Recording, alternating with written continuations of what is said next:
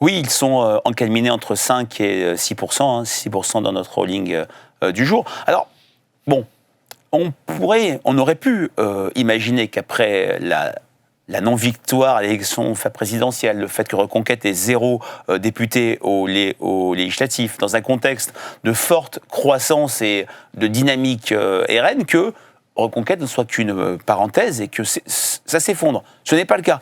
Il y a un socle qui est bien là.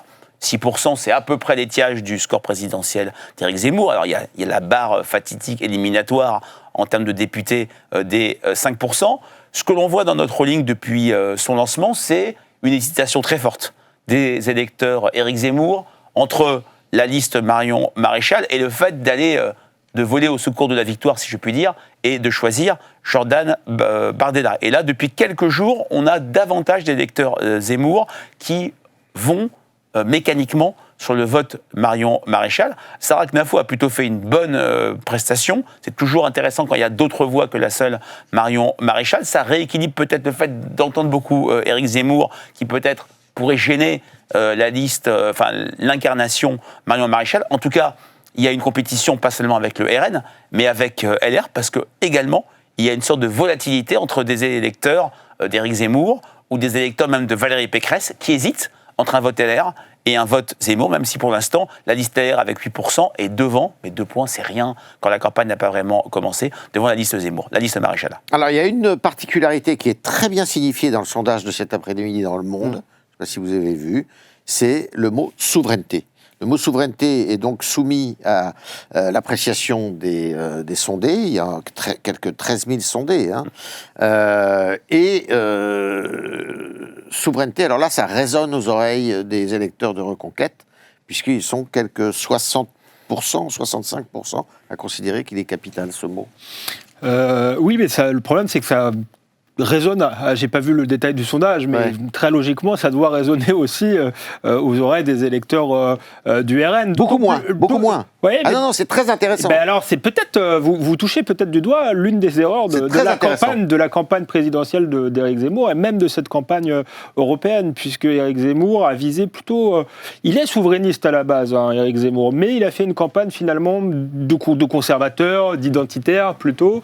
Très peu de choses sur le plan social, ou en tout cas c'était inaudible, et finalement en se disant la question prioritaire c'est l'islam et l'immigration, et je parle un peu moins de l'Europe et de la souveraineté. Or son électorat, si ce sondage est juste, était prêt à l'entendre. Tout ça pour dire qu'il n'a pas vraiment aujourd'hui d'espace politique. Moi je crois que c'est la difficulté d'Éric Zemmour. Certains disent qu'il aurait peut-être été meilleur que Marion Maréchal ou l'inverse.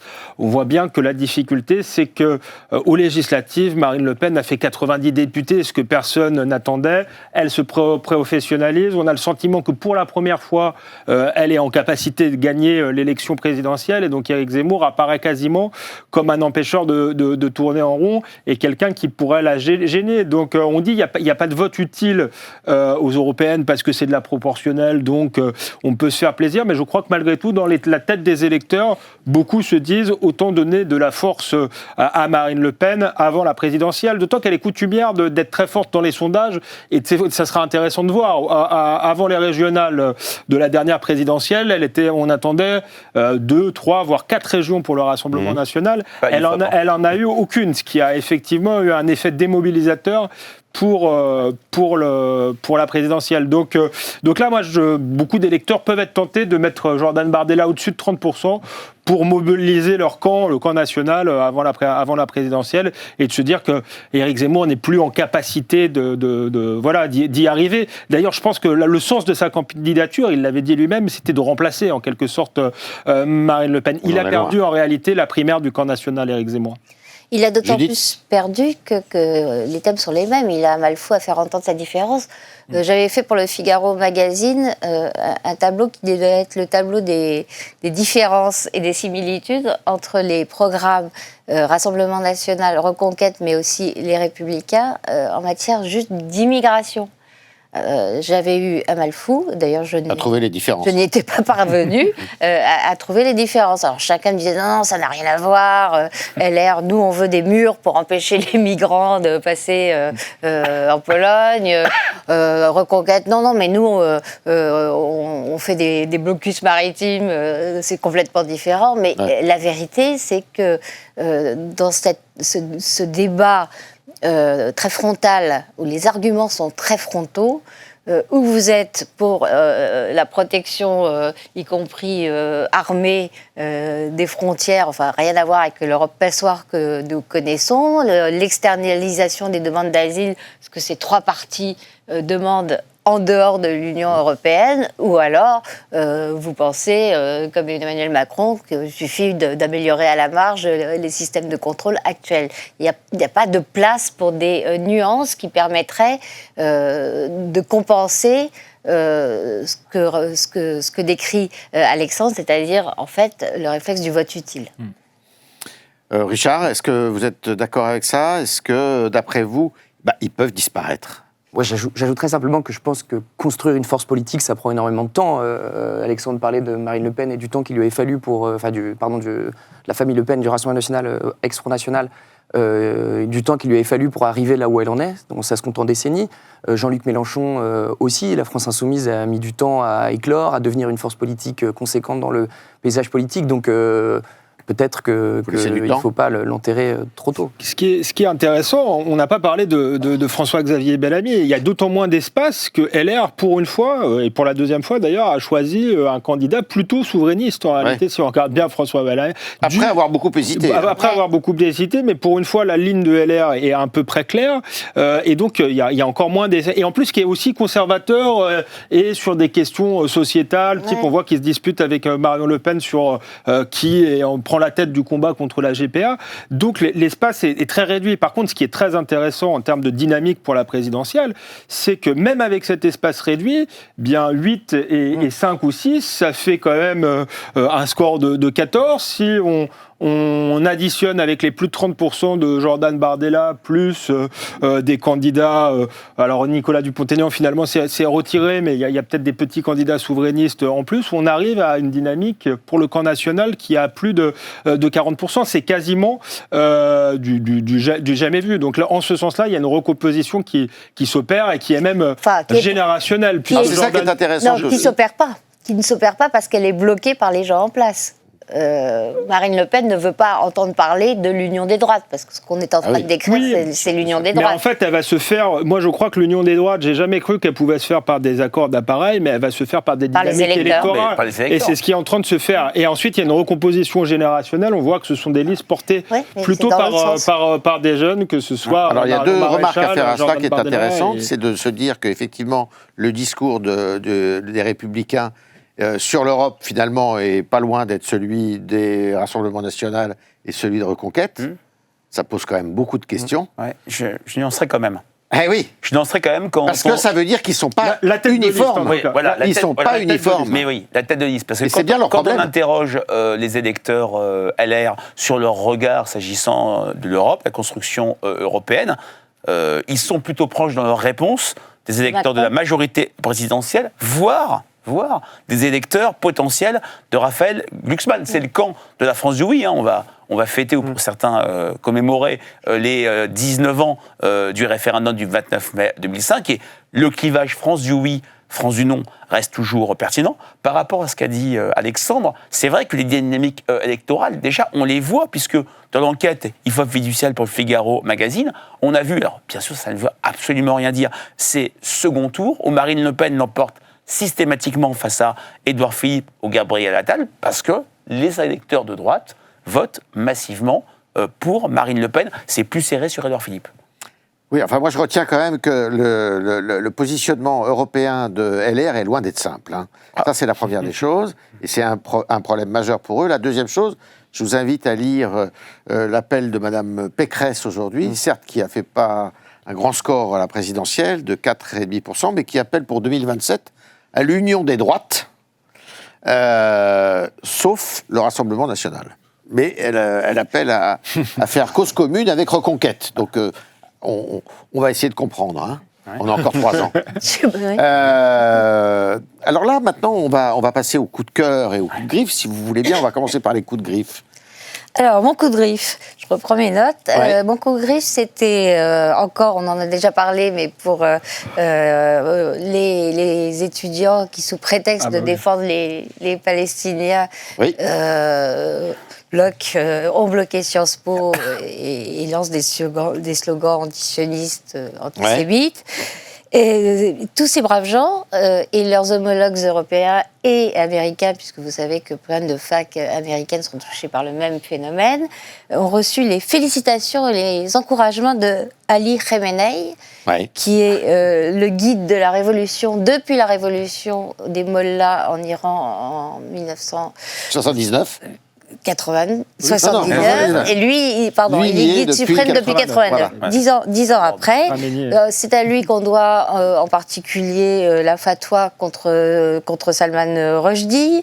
C'est lui qui, plus récemment, a choisi Nasrallah comme chef du Hezbollah, parce qu'il est vraiment le protecteur du Hezbollah.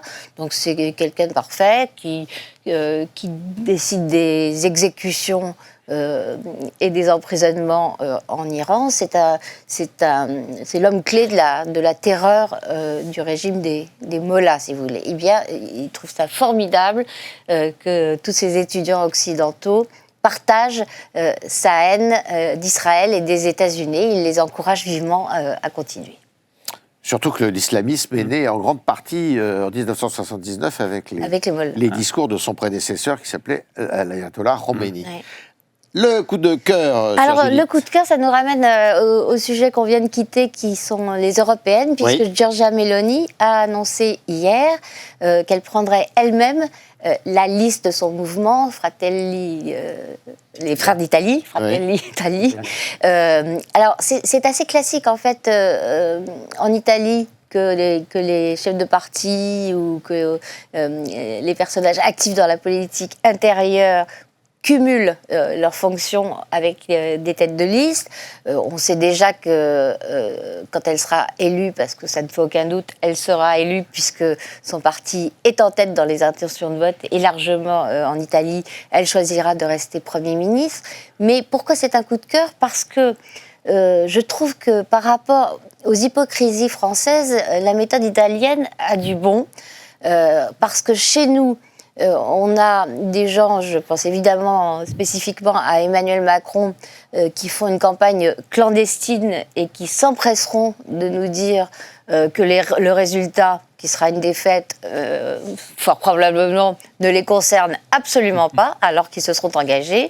Elle, au moins, elle va au combat et elle pourra revendiquer le score.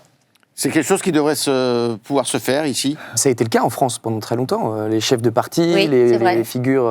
oui, mais elle est première ministre, elle, quand même. Oui, c'est vrai. On n'a jamais eu ça en France, mais ça a été le cas, fut un temps, c'est plus tout le cas aujourd'hui. Oui, c'était des chefs de parti aujourd'hui. En 1979, François Mitterrand, Georges Marchais, Jacques Chirac, il y a que Simone Veil, mais qui représentait Giscard d'Estaing. Oui, tout à fait. Sarkozy en 1999, oui. C'est mal fini.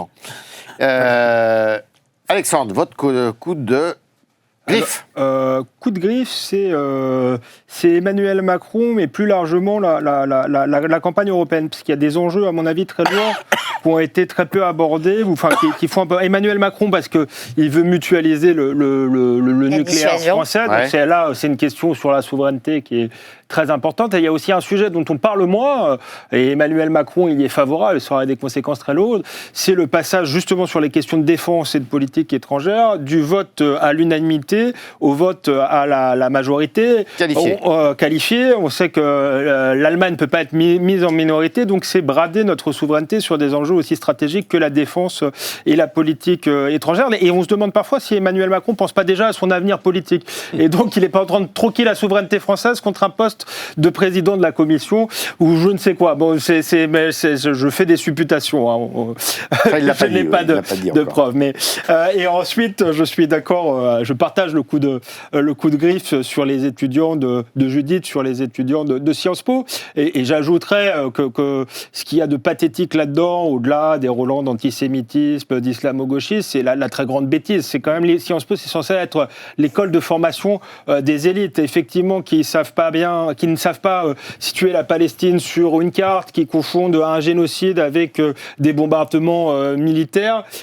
Ça montre quelque chose d'une certaine décadence des élites et des futures élites occidentales. Donc de ce point de vue, c'est inquiétant. Et pour aller jusqu'au bout et faire comme Judith parlait de la révolution islamique, il y a beaucoup de wokistes là-dedans. Donc des gens qui sont très engagés sur les questions LGBT, trans, etc.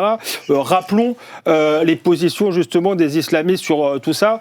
Donc, et leurs actes. Et leurs actes en Iran. Ce qui s'est passé pendant la révolution islamique, une alliance entre les gauchistes, enfin les communistes et les islamistes. À la fin, les gauchistes se sont fait couper la tête. Donc certains devraient faire attention aux alliances qui sont en train de... Voilà. Coup de cœur. Ah oui, en fait, j'ai dit 2 coups de gueule, il n'y avait pas de... Alors, d'accord. Donc, tant pis, je suis un rochon, alors. Je vais vous commenter parce qu'en écoutant Judith, j'ai pensé à un coup de griffe, c'est le silence face à la condamnation à mort de ce rappeur iranien du côté du monde du rap et du côté du monde estudiantien qui traditionnellement se mobilise toujours contre la peine de mort, mais peut-être que quand ça vient d'Iran, on se tait. Mon coup de griffe, on en a parlé, c'est Mathilde Panot. Elle a, il y a quelques jours, remis en cause le ruling IFOP fiduciaire en disant qu'il était truqué et faux. Alors, je ne vais pas faire de corporatisme, mais c'est toujours une attitude assez immature de la France insoumise de relayer positivement, notamment sur Twitter, sur X, quand des sondages leur sont favorables et dire qu'il est faux, truqué, venant du grand capital, quand c'est un sondage qui ne leur plaît pas. Mathilde Panot, dans cette émission sur BFM, je crois, avait dit qu'elle allait déposer un recours à la commission des sondages. C'était il y a 3 semaines. Ce recours n'est toujours pas, si je puis dire, déposé. Et mon coup de cœur, c'est la France insoumise. Comme ça, on est relativement équilibré. Je trouve très bien. Le téléphone ne va pas sonner. Non, il sonnera peut-être pour le premier. Mais c'est bien d'inciter les jeunes électeurs à aller s'inscrire sur la liste électorale. C'est jusqu'au 2 mai. Traditionnellement, avant, il fallait s'inscrire jusqu'au 31 décembre précédent l'élection. Maintenant, il y a beaucoup plus de temps. Il y a beaucoup de jeunes qui ne sont pas inscrits. C'est vrai que c'est un peu dommage de voir moins de communication des pouvoirs publics. Avant, il y avait le CIC qui incitait les jeunes à aller voter ou les Français à aller s'inscrire. LFI n'est quand même pas les seuls à le faire, et ils le font avec des méthodes qui interrogent quand même sur... Bien sûr, mais en campagne d'affichage fait partisane, personne ne l'a fait avec autant de force. Mais on sait pourquoi. Richard. Coup de griffe, moi, petit pas de côté aux contrôleurs aériens, un sujet qui ne paraît pas forcément politique, mais qui me semble, moi, évidemment politique. Il l'est quand même. Contrôleurs aériens qui ont profité des JO pour mettre une pression folle sur la DGAC, qui est l'institution publique qui les emploie, et qui ont obtenu des gains de salaire considérables. Voilà, donc c'est toujours un peu... la SNCF, les cheminots l'avaient fait quelques jours avant eux. Donc gros coup de griffe. Mais mettons jusqu'à remettre en cause et en question la réforme des retraites. Hein. Voilà, exactement. Et coup de cœur pour l'entretien de Jérôme Gage, qui est un député socialiste dans la Tribune du dimanche hier, et qui a un discours tout en nuances sur la question sur Sciences Po, sur Gaza, et qui condamne un certain nombre d'actes comme on a pu le faire ici. Et donc ça fait du bien d'entendre à gauche des voix qui assument leur position, et c'est très bien comme ça. Il a quitté la NUPES, il rend son siège qu'il a obtenu grâce à la NUPES. Voilà, mais il a quand même un discours plus nuancé que les Insoumis qui sont pleins de frasques et de... Donc, voilà. Alors ça fait longtemps, hein. Oui, ça faut le dire quand même. Et puis effectivement, ça ne l'a pas empêché. Ça ne l'empêche pas de rester à la NUPES, de garder son siège. Enfin, il a quand même dit pour lui que la NUPES était morte. Oui, c'est plus pratique, il n'a pas besoin de la NUPES. Certes, mais il l'a quand même bien défendu jusqu'à présent. Donc,